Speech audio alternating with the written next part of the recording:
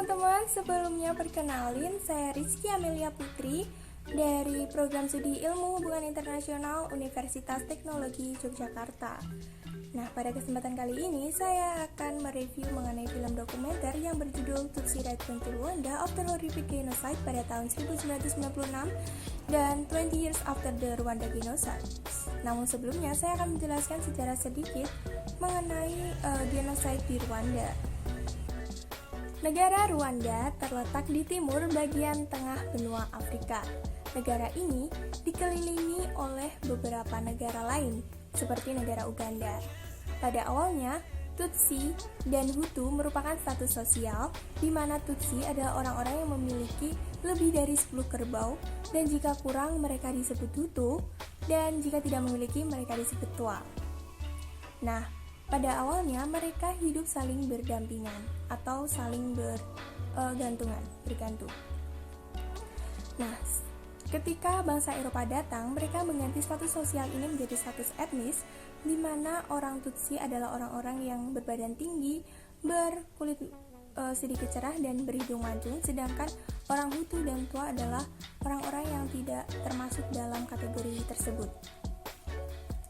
Nah, penggolongan ini menjadi taktik mudah bangsa Eropa dalam mengadu domba orang-orang Rwanda. Orang Tutsi diperlakukan selayaknya bangsawan, sedangkan yang lainnya tidak. Secara perlahan, benih kebencian orang-orang Hutu kepada orang Tutsi mulai berkembang. Pada tahun 1962, atas desakan PBB, Belgia memberikan kemerdekaan penuh ke Rwanda, dan hal ini disambut baik oleh mayoritas orang Hutu.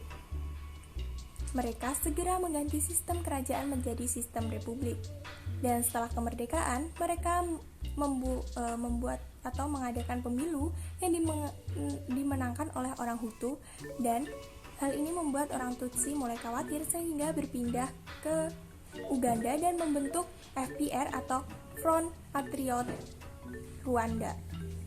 Nah, pada 6 Juli 1994, pesawat yang membawa Presiden Rwanda ditembak jatuh dan hal ini membuat orang Hutu beranggapan bahwa orang Tutsi, yaitu para FPR, dalang dari kejadian tersebut.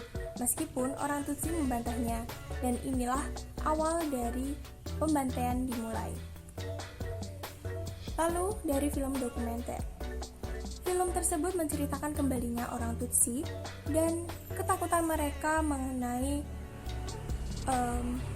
pembantaian secara massal, di mana pembantaian tersebut dilakukan oleh orang-orang Hutu yang ekstrim.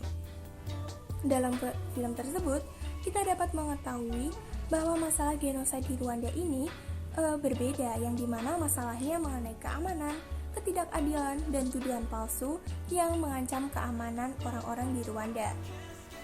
Kita dapat mengetahui juga bahwa meski masyarakat kembali ke Rwanda, mereka tetap tidak aman karena bisa saja mereka dijebloskan ke penjara kapan saja, yang penjara tersebut dimuat lebih dari 8.000 orang, padahal penjara tersebut hanya muat untuk 1.000 orang.